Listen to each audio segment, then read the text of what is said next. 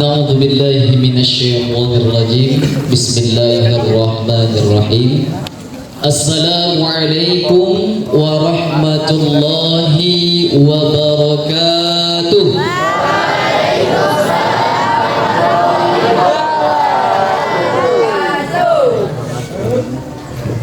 Kutanam pinang rapat-rapat agar kambing tak masuk lagi. Ustaz dengar salam kurang semangat, Ustaz ulang sekali lagi. Setuju? Baik. Assalamualaikum warahmatullahi wabarakatuh.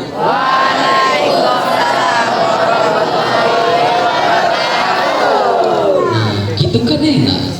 Semangat 4, 5. Bukan semangat 4 baru, semangat 4, 5. Baik, alhamdulillahi rabbil alamin. Arsala rasulahu bil huda wa dinil haqq liyudhhirahu 'ala ad-dini kulli walau karihal kafirun walau karihal musyrikun walau karihal munafiqun.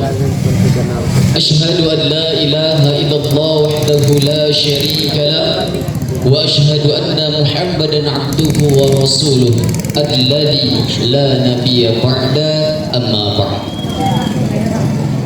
Faqala Allah ta'ala fil Qur'anil Karim, A'udzu billahi minasy syaithanir rajim. Bismillahirrahmanirrahim. Ya ayyuhalladzina amanu kutiba 'alaikumus shiyam kama kutiba 'alal ladzina min qablikum la'allakum tattaqun. Thumma faqala Rasulullah fi hadits Bismillahirrahmanirrahim, innama a'malu binniyat wa innama likulli imri'in ma nawa. Ada yang hafal hadisnya? Ada? Coba yang hafal hadisnya angkat tangan. Coba yang hafal hadisnya angkat tangan. Gak ada? Emrapi. Iya. Yang mana ada yang hafal?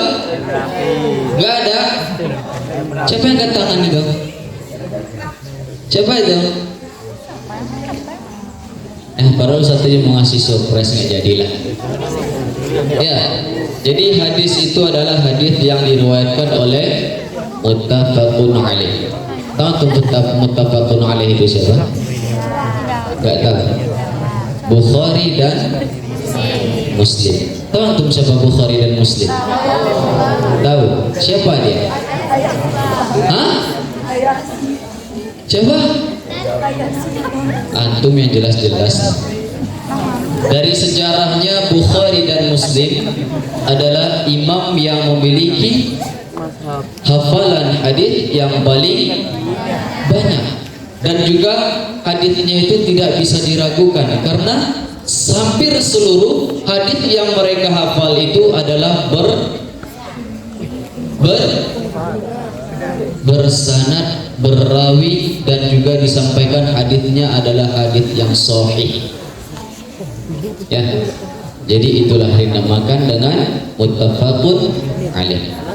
Baik Anda semua, sekarang saya bertanya, mau serius atau kalem? Hah? Mau serius atau bercanda? Gak nampak sama saya antum, silau kali semua. Ya. Baik. Puji syukur alhamdulillah kita panjatkan atas kehadiran Allah Subhanahu wa taala, yang mana Allah masih memberikan nikmat kepada kita semua, nikmat kesehatan, nikmat kesempatan, serta nikmat panjang umur yang masih Allah berikan kepada kita semua. Oleh sebab itu, maka pada hari ini, pada pagi yang cerah ini, marilah sama-sama kita mengucapkan Alhamdulillah. Kenapa? Karena tiada kalimat yang paling indah yang dirasakan oleh Allah kecuali kalimat rasa syukur kita kepada Allah Subhanahu wa ta'ala. Jadi setiap pagi ketika ruh dikembalikan ke dalam jasad kita, maka senantiasa kita mengucapkan alhamdulillah. Ya, jadi itu memang suatu hal yang wajib bagi kita. Karena jikalau kita tidak mensyukuri apa yang telah Allah berikan, apalagi kalau seandainya dalam tidur kita Allah tidak kembalikan roh kita ke dalam jasad kita, maka kita akan terlebih dahulu sarjana. Tapi salahnya sarjana itu bukan S1, S2, S3, tapi ALM, almarhum. Ya, jadi saya berharap kepada antum, tolong dirutinkan mengucapkan kalimat alhamdulillah. Bukan hanya ketika kita bangun tidur, bahkan menjelang tidur pun kita juga disunnahkan untuk mengucapkan alhamdulillah. Kenapa?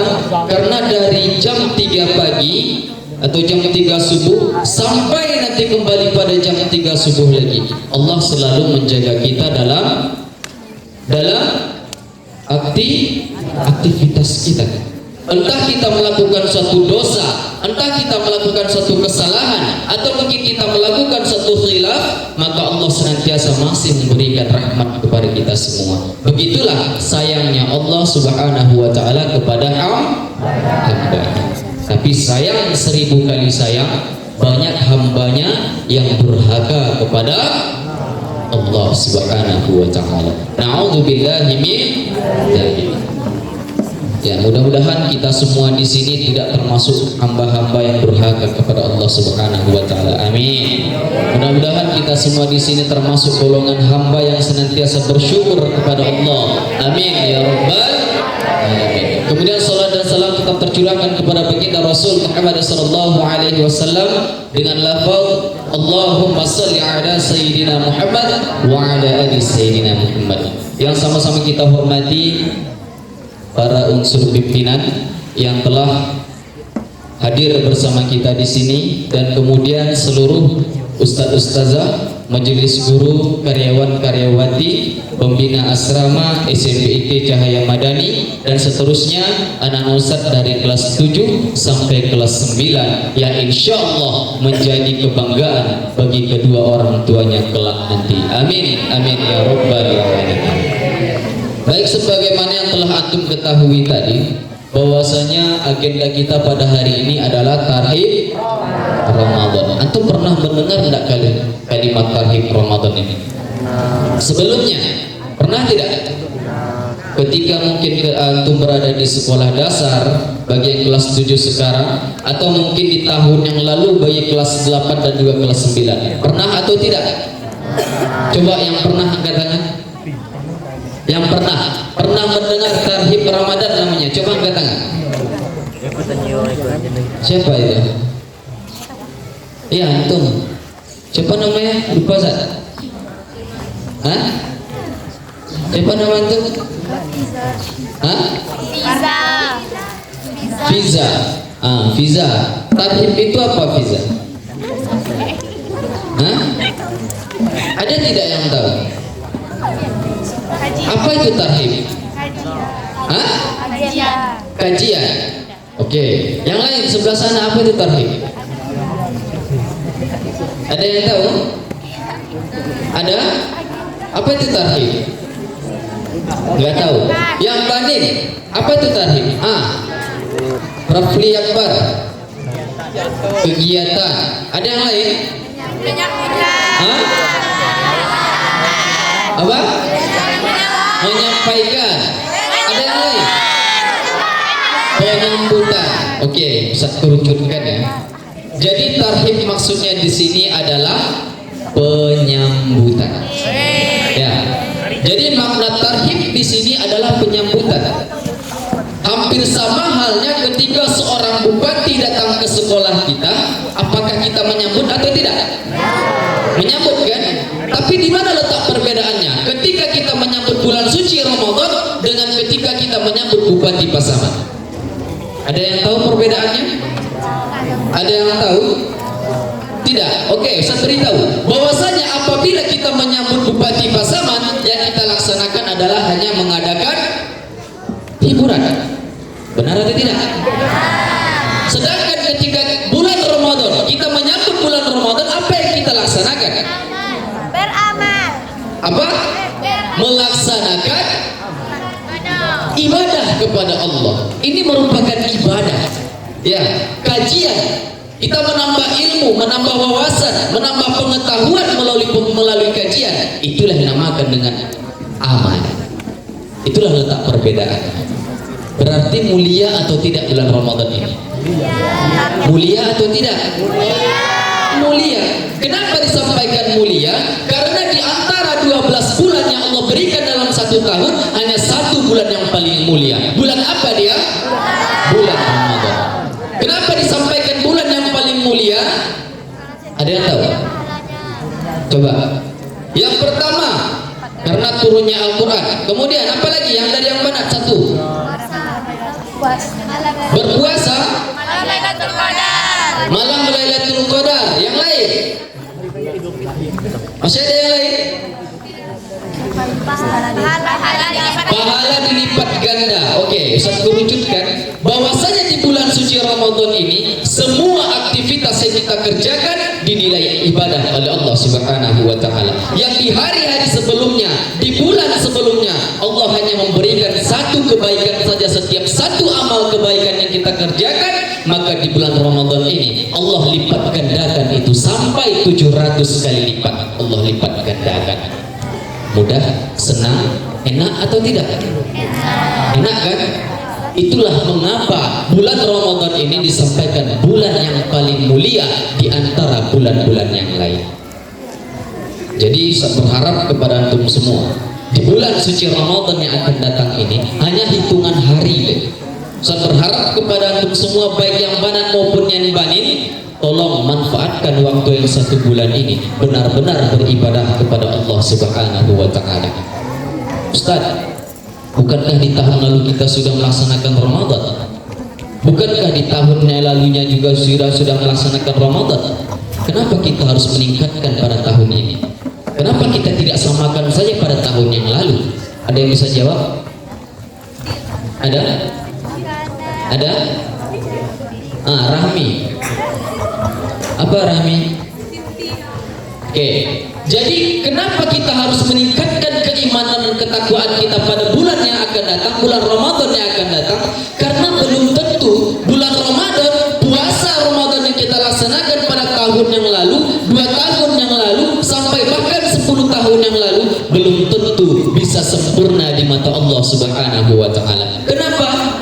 Karena mungkin masih ada puasanya yang bolong-bolong, yang belum diganti sampai sekarang, apalagi yang banin. Oh, kita buka coki. Ya, masih ada yang banin yang belum mengganti puasa. Nabi, Ibil, enggak, antum fitnah, antum Fahri Malindo. Mana tahu antum? Ya, jadi saya berharap kepada antum, di puasa yang akan datang ini kita sempurnakan dari puasa sebelumnya. Kenapa demikian? Kita mengharap ridha Allah, kita mengharap keberkahan Allah. Bukankah di bulan Ramadan ini Allah menjanjikan ampunan kepada kita? Bukankah di bulan Ramadan ini Allah menjanjikan menurunkan rahmat kepada kita? Jikalau kita tidak bersungguh-sungguh menginginkan itu, maka jangan berharap Allah akan menurunkan itu semua. Ya. Sama halnya ketika kita ingin mencapai kesuksesan di masa yang akan datang. Jikalau kita tidak berusaha sebelumnya, apakah kesuksesan itu akan kita gapai? Apakah kesuksesan itu akan kita gapai? Tidak. Seseorang yang telah sukses di zaman sekarang, di masa sekarang, di saat sekarang ini, karena dia telah berusaha di beberapa tahun yang lalu. Begitu juga lah dengan bulan Ramadan ini. Jikalau kita tidak berusaha pada hari ini dan juga pada hari yang akan datang untuk memperbaiki diri kita, mendekatkan diri kita kepada Allah Subhanahu wa taala sedekat mungkin, maka jangan berharap kita dicap sebagai orang-orang yang beriman oleh Allah Subhanahu wa taala. Bukankah itu disampaikan oleh Allah di dalam Quran surah Al-Baqarah ayat 183? Coba ada yang tahu artinya? Angkat tangan. Ada yang tahu artinya? Ustaz bacakan tadi. Ada yang tahu artinya? Ya ayyuhalladzina amanu kutiba alaikumusiyam. Wahai orang-orang yang beriman, diwajibkan atas kalian untuk berpuasa. Kama kutiba 'alal ladzina min qablikum. Sebagaimana telah diwajibkan atas orang-orang sebelum kamu. La'allakum tattaqun. Semoga kalian menjadi orang-orang yang bertakwa. Bukankah tingkat iman yang paling tinggi itu adalah takwa? Benar? Benar. Belum tentu orang yang beriman itu bertakwa. Nah, belum tentu orang yang beriman itu sudah dicap sebagai orang yang bertakwa. Akan tetapi orang yang bertakwa sudah bisa dipastikan dia itu beriman. Itulah tingkatan takwa, iman yang paling tinggi adalah takwa. Jadi jika kita ingin dicap oleh Allah Subhanahu wa taala menjadi orang-orang yang bertakwa, maka senantiasa koreksi diri kita. Koreksi diri kita dari tahun yang lalu, dari puasa yang lalu. Di mana letak kurangnya? Kita tandai sekarang. Oh, kurang tilawahnya. Oh, kurang tarawihnya. Oh, kurang melaksanakan puasanya, kemudian kurang amal ibadah yang lainnya. Maka di bulan puasa yang akan datang ini kita tandai semua, kita isi kekurangan itu dengan kelebihan. Bisa? Bisa. Namun saya sampaikan, sebelum kita menyambut bulan suci Ramadan, bahwasanya ada beberapa hal yang perlu kita perhatikan. Ya, ada beberapa hal yang perlu kita perhatikan. Sekarang kita masuk pada bulan Sya'ban. Bulan yang lalu kita juga telah melalui bulan Rajab. Bukankah bulan yang dua ini juga merupakan bulan yang penuh keberkahan? Benar atau tidak? Benar. Antum selalu berdoa. Apa doanya? Allahumma barik lana fi Rajab wa Sya'ban wa ballighna Ramadan. Ada yang tahu artinya?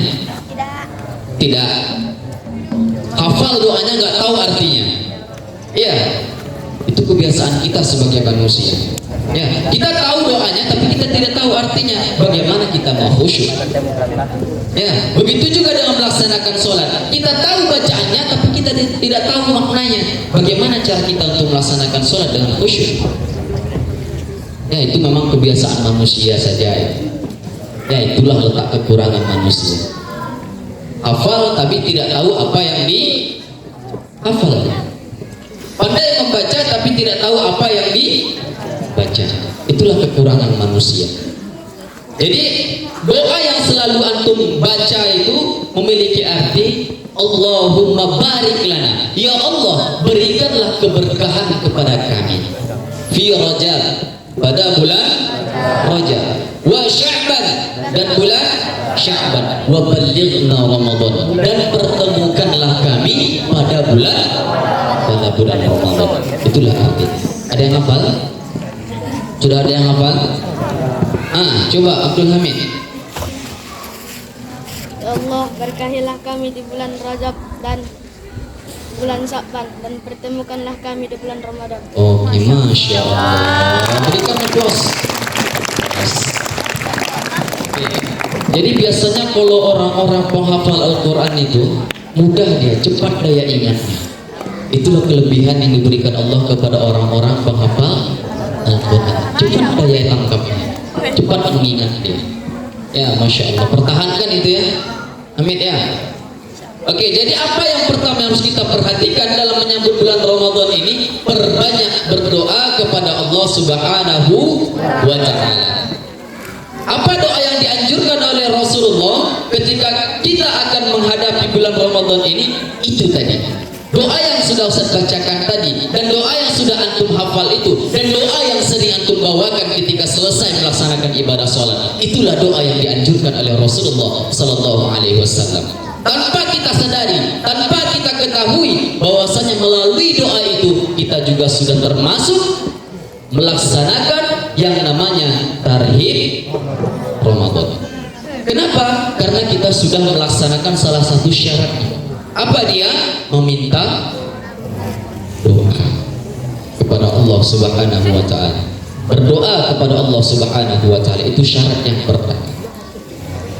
Dan kemudian di bulan Sya'ban ini sebagaimana yang disampaikan oleh Rasulullah SAW dalam hadisnya yang diriwayatkan oleh Imam An-Nasai, bahwasanya bulan Sya'ban ini adalah bulan yang terletak di antara Rajab dan juga Ramadan. Akan tetapi bulan Sya'ban ini adalah bulan yang selalu dan sering dilupakan oleh umat manusia. Ya, jadi bukan hanya termasuk bulan yang berkah saja bulan Sya'ban ini, tapi juga termasuk bulan yang sering dilupakan, bahkan dinalaikan oleh umat manusia. Kenapa disampaikan demikian? Karena di bulan Sya'ban ini, apa kata Rasul juga di hadisnya? Apa kata Rasulullah? Bahwasanya di bulan Sya'ban ini segala amal perbuatan itu langsung diangkat oleh Allah Subhanahu wa taala. Baik itu amal kebaikan maupun amal keburukan.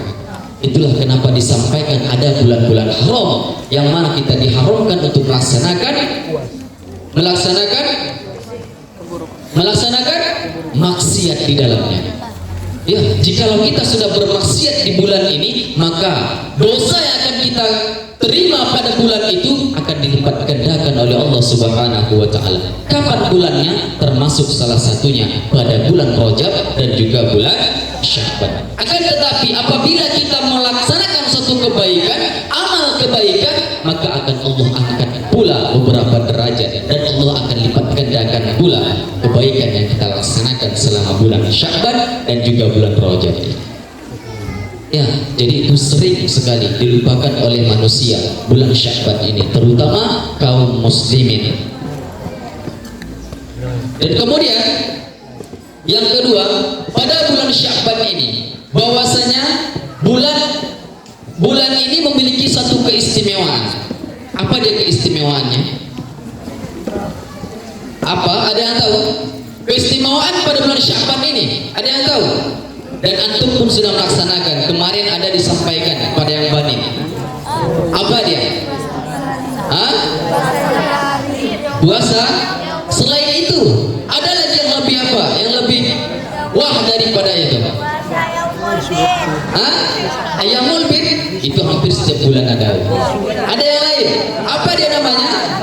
Nisfu Sya'ban. Ya. Jadi barang siapa yang melaksanakan ibadah pada malam nisfu Sya'ban, maka Allah akan membukakan pintu ampunan kepadanya. Jadi barang siapa antum ini yang melaksanakan sholat tahajud pada malam nisfu Sya'ban itu, maka Allah ampunkan jikalau antum minta ampunan kepada Allah Subhanahu wa taala. Dosa yang mana, Sir? Antum maunya dosa yang mana diampunkan? Semuanya. Terlalu serakah kita namanya. Ya. Serakah tidak kita manusia. Kita melaksanakan dosa seenaknya saja, tanpa mengetahui sebab yang akan diterima. Tapi ketika Allah menjanjikan, wahai hambaku mintalah ampunan kepadaku, maka niscaya akan aku ampunkan. Maka kita langsung sontak meminta, ya Allah ampunkanlah semua dosa-dosaku. Ya, maka terlalu tamak kita rasanya. Betul atau tidak? Betul atau tidak? Betul. Kenapa? Karena itu memang sifat manusia. Ya, sifat manusia. Akan tetapi apakah Allah menolak? Apakah Allah menyatakan, wahai si fulan, engkau telah banyak berdosa kepadaku, engkau durhaka kepadaku, maka tidak akan pernah aku ampunkan dosamu? Pernah? Tidak. Tapi apa kata Allah?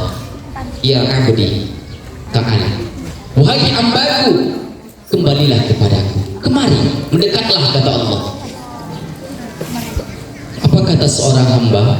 Ya Allah, aku memiliki dosa yang sangat banyak kepada engkau, sehingga rasanya aku tidak bisa menampakkan wajahku di hadapanmu. Aku malu ya Allah. Apa kata Allah? Wahai hambaku, jikalau masih ada terbesit di dalam hatimu untuk merubah dosamu menjadi kebaikan, sekecil apapun, sebesar biji zarah pun, maka aku akan ampuni dosa. Itulah Allah. Beda dengan manusia. Kalau manusia, kita tampar saja seorang teman kita sedikit, begini yang marah dia. Betul tidak? Betul kan? Sakit, marah kita, bahkan kita balas. Tapi ketika kita durhaka kepada Allah, kita sakiti Allah, apakah Allah membalas kepada kita? Tidak kan? Begitulah kasih sayang Allah kepada hamba-Nya. Jadi oleh sebab itu anak-anak Ustaz banggakan, jangan pernah berputus asa daripada nikmat Allah. Sebanyak apapun dosa kita di masa lalu, ingat Allah Maha Pemaaf.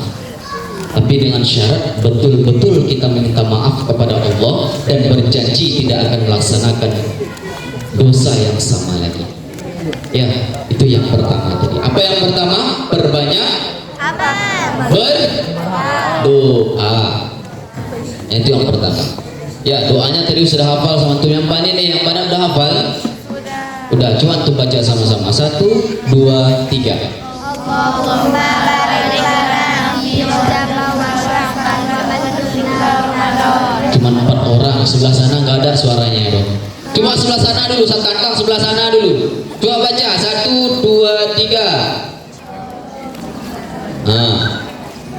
Yang belum hafal nanti bisa tuh minta catatkan sama ustazahnya atau mungkin sama kakak-kakak kelasnya. Dan yang kakak kelasnya jangan pulang tuh berpelit ilmu. Ya, nanti minta tolong adiknya, Kak, catatkan Kak doa ini Kak. Datang si fulana, carilah sendiri. Itu namanya kita fakir, pelit terhadap ilmu itu nggak ada gunanya. Ilmu yang kita miliki itu, sebanyak apapun ilmu kita, sedikit apapun ilmu kita, jikalau masih bermanfaat bagi orang lain, maka sebarkan kepada orang lain. Kita tidak tahu ilmu yang mana yang akan menjadi sedekah jariah bagi kita. Ya, salah satu sedekah jariah itu adalah ilmu yang bermanfaat. Termasuk Ustaz sekarang. Jikalau ada saja satu hal yang antum kerjakan, sebanyak itu nanti akan saya sampaikan, satu saja antum kerjakan dalam kehidupan antum, maka insya Allah akan menjadi sedekah jariah bagi Ustaz. Dan begitu juga dengan antum, apabila nanti antum mengamalkan apa yang saya sampaikan kepada orang lain di luar sana, maka itu juga akan menjadi sedekah jariah bagi antum. Mudah kan mencari pahala? Mudah kan? Mudah. Tapi jangan pula antum beranggapan bahwasanya mencari dosa itu sangat susah, bahwasanya dosa itu yang paling mudah untuk dicari. Sedikit saja kesalahan yang kita miliki sudah dianggap dosa. Ya, itu yang pertama tadi. Kemudian yang kedua, apa dia yang kedua? Memperbaiki atau mensucikan niat kita. Ya, jadi yang kedua itu adalah mensucikan niat. Kenapa disampaikan perlu mensucikan niat? Tapi sebelum itu, antum sudah tahu apa itu niat? Sudah? Faruk, apa itu niat? Hah? Apa niat Faruk?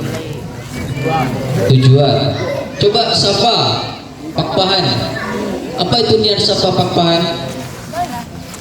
Safa, mana Safa? Safa, apa itu niat? Nggak tahu. Ada yang tahu yang mana niat itu apa? Tadi kata Faruk tujuan. Ada yang lain? Ada yang lain? Niat itu apa? Apa salah? Hah? Hah? Perasaan. Jadi niat itu perasaan ya? Hah? Tujuan yang berasal dari hati. Tujuan yang berasal dari hati. Oke, bisa diterima. Jadi niat itu adalah suatu keinginan yang ingin kita laksanakan dan juga diiringi dengan perbuatan. Itulah niat. Ya, apabila kita ingin melakukan sesuatu dan kita mengerjakannya, itulah niat. Diiringi dia dengan perbuatan. Ustaz, kalau misalnya nggak sampai diiringi dengan perbuatan bagaimana? Ingat, ada hadis Rasulullah yang diriwayatkan oleh Imam Muslim. Apa kata Rasulullah SAW?